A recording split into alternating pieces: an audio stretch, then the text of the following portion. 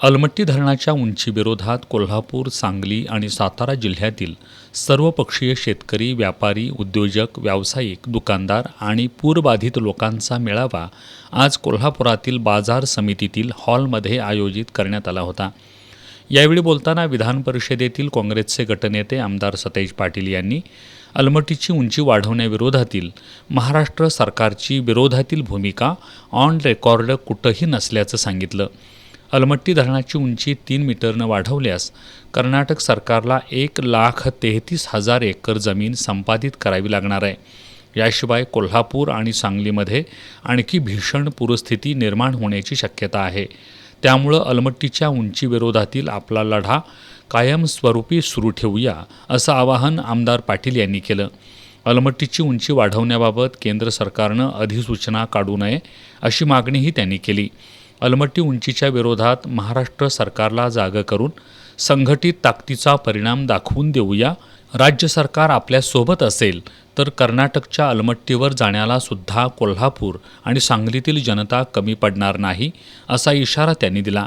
अलमट्टीच्या उंचीचा फटका सामान्य माणसाला बसणार आहे. आता सर्वोच्च न्यायालयात जाण्याबरोबरच रस्त्यावर आक्रमकपणे उतरू. या आंदोलनाचा पहिला टप्पा म्हणून 18 मे रोजी अंकली नाक्यावर चक्काजाम आंदोलन करण्याचं आमदार सतेज पाटील यांनी जाहीर केलं. काय घडणार आहे त्याच्यावर आपण आपली दिशा या ठिकाणी ठरवूया, परंतु आपली भूमिका ठाम असली पाहिजे की या महापुराचा फटका सामान्य माणसाला होणार आहे. शक्तीपीठ रस्ता हा देखील त्याचाच एक भाग या ठिकाणी. शक्तीपीठच्या तळमगे सगळ्या मार्गाने जाणार आहे, तिथेही 100 फुटाचा भराव त्या ठिकाणी होणार. त्याचाही फटका महापुरावर उद्याच्या भविष्यकाळात या ठिकाणी होणार. आणि म्हणून या सगळ्या पार्श्वभूमीवर एकसमपणे कोल्हापूर सांगली ही ताकद येणाऱ्या 18 तारखेला आता परत निमंत्रण नाही, परत फोन नाही, 18 फायनल करूया ना, काय सण मी नाही नव्हते हे सगळ्यांना विचारून निर्णय घेतलेला बरा असतो.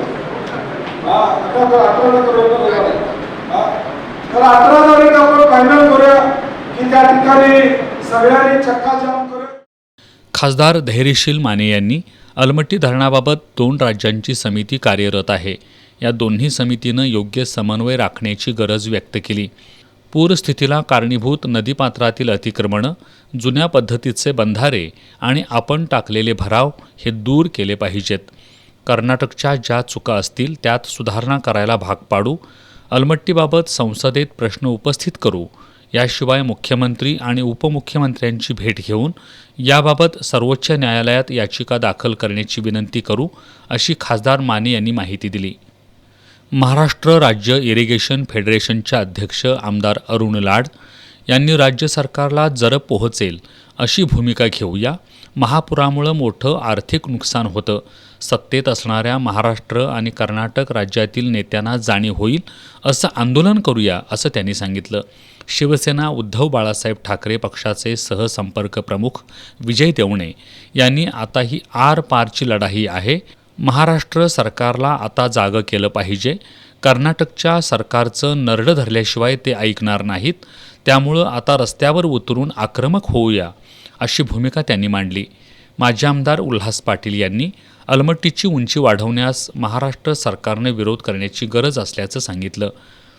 कोल्हापूर चेंबर ऑफ कॉमर्सचे अध्यक्ष संजय शेटे यांनी महाराष्ट्र राज्य इरिगेशन फेडरेशनच्या माध्यमातून अलमट्टी धरणाच्या उंचीविरोधात जो सर्वपक्षीय लढा उभारण्यात आला आहे त्यासोबत सर्व व्यापारी, उद्योजक असतील, अशी ग्वाही दिली. जिल्हा परिषदेचे माजी सदस्य बाबासाहेब देवकर, सामाजिक कार्यकर्ते अमर समर्थ यांनीही मनोगत व्यक्त केलं. यावेळी बाजार समितीचे संचालक भारत पाटील भुयेकर, सुयोग वाडकर, कोल्हापूर जिल्हा इरिगेशन फेडरेशनचे अध्यक्ष विक्रांत पाटील, गोकुळचे संचालक बाबासो चौगले, संचालक प्रकाश पाटील, माजी सभापती राजेंद्र सूर्यवंशी, चंद्रकांत पाटील पाडळीकर, सखाराम चव्हाण आदी मान्यवर उपस्थित होते.